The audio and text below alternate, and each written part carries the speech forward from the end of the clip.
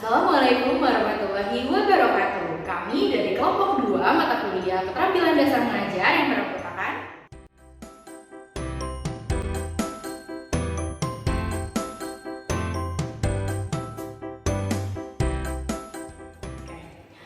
kami akan mempraktekkan mengenai keterampilan menjelaskan.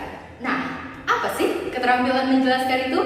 Keterampilan menjelaskan merupakan sebuah kegiatan mentransfer sejumlah pengetahuan yang dimiliki oleh guru sesuai dengan kurikulum kepada para muridnya. Keterampilan menjelaskan memiliki 3 tujuan. Tujuan yang pertama ialah untuk membantu dan membimbing siswa dalam memahami pertanyaan yang mereka ajukan dan juga penjelasan dari guru. Sementara tujuan yang kedua ialah untuk melibatkan siswa dalam berpikir kritis dan juga memecahkan masalah. Sementara tujuan yang ketiga ialah untuk mendapatkan feedback dari siswa mengenai tingkatan pemahaman mereka serta untuk membantu siswa menghayati dan juga melakukan proses penalaran. Nah, selanjutnya keterampilan menjelaskan ini memiliki komponen-komponen. Keterampilan menjelaskan memiliki 3 komponen. Komponen yang pertama adalah merencanakan atau planning. Dalam merencanakan ada 2 hal yang harus diperhatikan. Yang pertama ialah pemberian materi. Lalu yang kedua ialah penerima materi. Nah, dalam pemberian materi ini tentunya harus memikirkan dan mempertimbangkan kepada siapa sih materi yang akan disampaikan. Misalnya, kalau kepada anak SD, maka materinya tidak boleh terlalu berat seperti kepada anak SMA. Tapi kalau kepada anak SMA, maka materinya juga tidak boleh terlalu ringan seperti disampaikan kepada anak SD.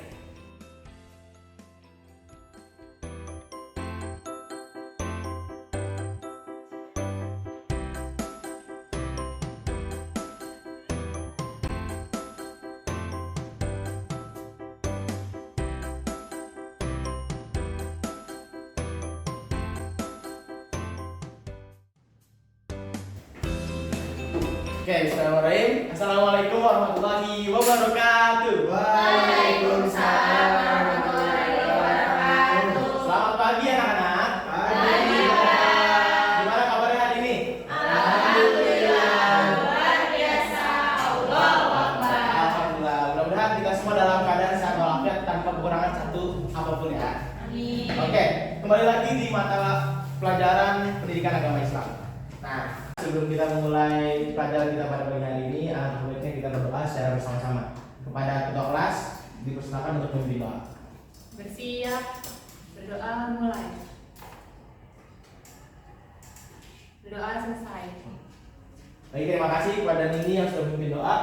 Nah, sebelum kita lanjut ke pelajaran inti, Bapak ingin absen dulu nih. Siapa yang hadir dan siapa yang nggak hadir. Oke. Untuk yang hadir silakan acungkan tangan ya. Yang pertama ada Faradila, Nindya, Hadir Pak. Miftahul Jannah, Hadir Pak. Indah Subukti, Hadir, Pak. Mutia, Hadir Pak. Fakirah Nurafina. Hadir Pak. Izin apa sakit? Hadir. Oh, sakit. Terus Noval. Selanjutnya ialah komponen yang kedua. Komponen yang kedua yaitu menyajikan penjelasan atau present and explanation. Dalam present and explanation ini ada 3 hal yang harus diperhatikan. Yang pertama, kejelasan dalam pemberian materi. Lalu yang kedua ialah pemberian contoh dan juga ilustrasi. Dan yang ketiga ialah pemberian tekanan. Yang ingat nih, pelajaran minggu kemarin itu kita belajar tentang apa? Berbakti pada orang tua. Terus apa lagi? Oke anak-anak, karena pertemuan sebelumnya kita belajar mengenai akidah akhlak, yang mana kita belajar mengenai berbakti kepada orang tua, kepada guru dan kepada sesama. Hari ini kita akan belajar mengenai fikih. Nah, untuk pelajaran fikih pada minggu hari ini, kita akan belajar mengenai wudu. Oke, wudu. Nah, sebelum kita lanjut nih pembahasan mengenai wudu, ada yang tahu nggak sih pengertian dari wudu itu apa? Boleh acungkan tangan? Saya Pak, Ya, silakan Faradila. setahu saya wudhu itu termasuk kegiatan bersuci. Oke, bagus. Ada lagi yang mau nambahin? Nggak ada lagi? Oke. Terima kasih Pak Faradila atas pendapat yang sangat baik. Tadi sudah menjelaskan mengenai wudu sedikit. Nah, hari ini kita akan belajar mengenai yang pertama pengertian dari wudu itu sendiri. Terus yang kedua kita akan belajar mengenai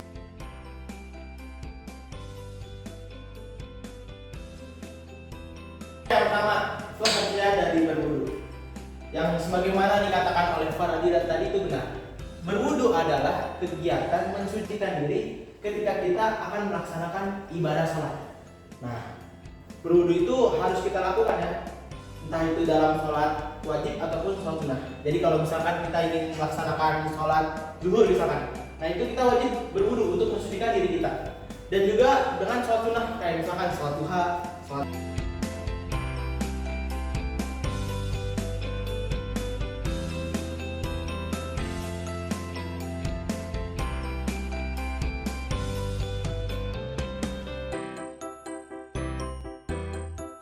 setelah kita membaca niat sebelum berwudu, Bapak akan menjelaskan mengenai tata cara berwudu ataupun gerakan berwudu yang baik dan benar. Karena kan kita selama ini kayak misalkan cuma tahu basuh muka saja, terus juga basuh hidung, basuh tangan, nah, tapi kan kita belum tentu apa yang kita pelajari selama ini apakah sudah baik ataupun sudah benar. Nah, jadi gerakan yang pertama setelah kita membaca adalah membasuh tangan, kedua tangan kita. Ya, mulai dipraktekkan di bangkunya masing-masing. Habis itu kita kumur-kumur, melakukan kumur-kumur sebanyak 3 kali. 3 kali dibuang ke kiri. Oke, setelah berkumur kita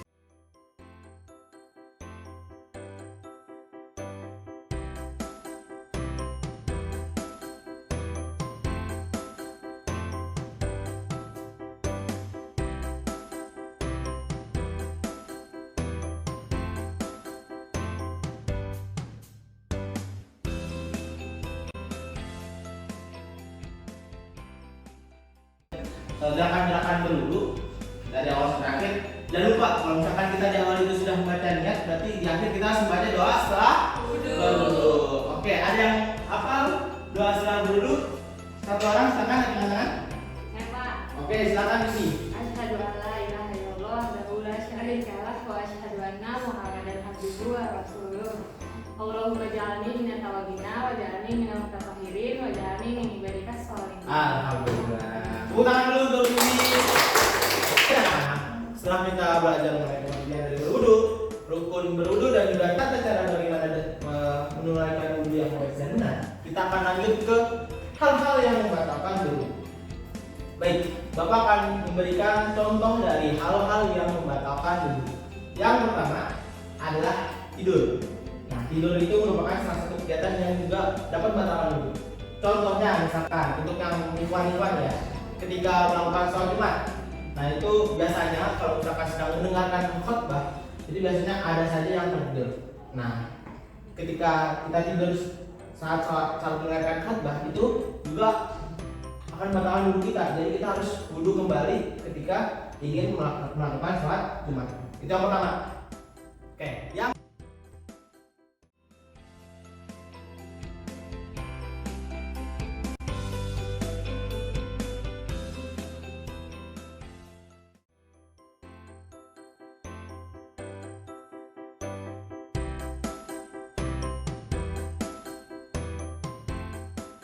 Nah, jadi kesimpulannya anak-anak, bahwasanya dari 3 hal yang Bapak sebutkan tersebut itu adalah hal-hal yang dapat membatalkan wudu, mulai dari tidur, terus juga yang kedua bersentuhan yang bukan muhrim ataupun lawan jenis, terus yang ketiga adalah menyentuh kemaluan tanpa ada batas. Seperti itu anak-anak, dapat dipahami? Baik. Komponen yang terakhir ialah feedback. Feedback merupakan memberikan kesempatan kepada para siswa untuk menyampaikan pemahamannya tentang materi yang telah disampaikan tadi oleh gurunya. Oke, nah itulah komponen-komponen dalam keterampilan menjelaskan. Bapak menjelaskan 4 poin tadi mengenai berwudu. Bisakah kalian untuk mengulang kembali dari 4 poin yang sudah Bapak sampaikan? Mulai dari pengertian, rukun, tata cara sampai dengan hal-hal yang membatalkan wudu. Silakan. Siapa yang mau mulai? Saya Pak. Silakan, Pak Nabila. Saya mau mengulang bagian pengertian. Jadi tadi pengertian wudu itu kegiatan bersuci menggunakan air yang biasa dilakukan ketika sebelum sholat. Betul. Oke, ada lagi selanjutnya rukun tata cara teman-teman membacakan. Saya Pak. Silakan ini ya. Cara Boleh. cara berwudu itu yang pertama membaca niat. Betul. Lalu berkumur-kumur 3 kali, membasuh hidung 3 kali, lalu membasuh muka seluruh muka sampai ke dagu 3 kali.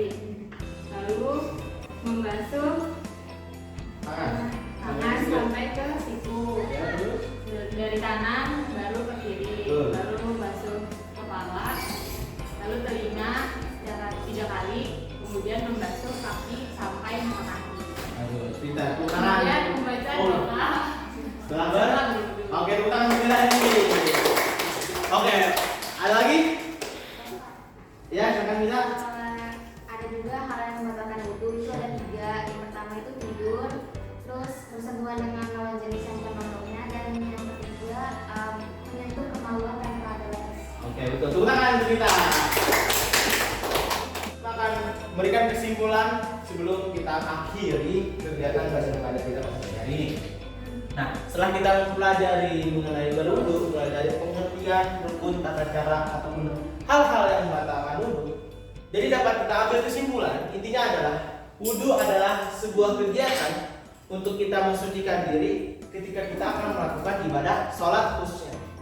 Nah, adapun dari berwudu itu sendiri, tentu saja dalam setiap ibadah akan ada namanya rukun. Nah, rukun berwudu itu ya tadi yang sudah disebutkan oleh kalian semuanya, dan juga tentu saja dalam berwudu ini juga memiliki yang namanya tata cara dalam berwudu yang sudah tadi kita praktekkan bareng-bareng ya anak-anak. Mulai dari membaca niat, terus juga membasuh tangan, terus membasuh muka dan sampai dengan doa setelah berwudu. Nah, itu tata cara berwudu. Dan tentunya jangan lupa dalam setiap ibadah baik itu berwudu ataupun puasa, itu pun juga ada hal-hal yang membatalkan dari ibadah tersebut. Kalau misalkan tadi kita sudah belajar mengenai berwudu, itu ada tidur, terus juga ada bersentuhan dengan lawan jenis, dan juga menyentuh kemaluan tanpa ada batasan. Nah, itu merupakan hal-hal yang membatalkan wudu. Nah, jadi intinya dari mulai pengertian, terus juga rukun, terus juga tata cara, dan juga hal-hal yang membatalkan, diharapkan kalian dapat mengerti semua yang sudah Bapak ajarkan pada pertemuan hari ini.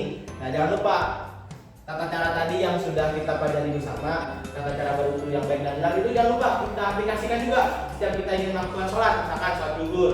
Nah, di sini kan kita sholat zuhur nih, karena sudah masuk waktu zuhur, jadi kita aplikasikan lah bagaimana cara berwudu yang baik dan benar ketika kita akan melaksanakan sholat zuhur. Baik, mungkin itu saja pelajaran kita pada pagi hari ini. Sampai jumpa di mata pelajaran PAI pada pertemuan selanjutnya. Kurang lebihnya mohon maaf. Wabillahi taufiq wal hidayah. Wassalamualaikum warahmatullahi wabarakatuh. Waalaikumsalam warahmatullahi wabarakatuh. Kelompok kami mengenai keterampilan menjelaskan. Nah, keterampilan menjelaskan ini harus dimiliki oleh setiap guru. Jadi sekian video kali ini. Sampai berjumpa lagi. Wassalamualaikum warahmatullahi wabarakatuh.